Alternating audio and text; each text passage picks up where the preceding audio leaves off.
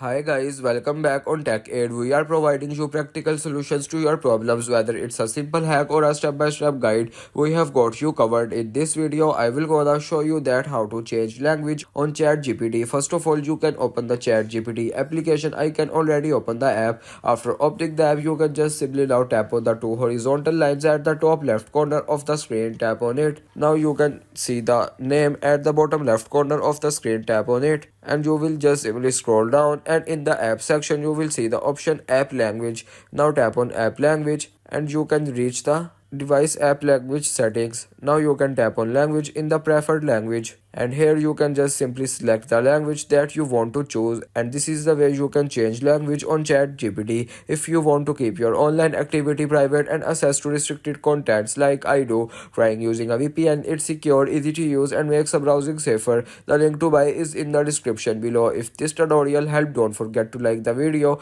and subscribe for more practical solutions. Got questions or need extra help, drop a comment below and we will be happy to assist. See you in the next one. Thanks for watching.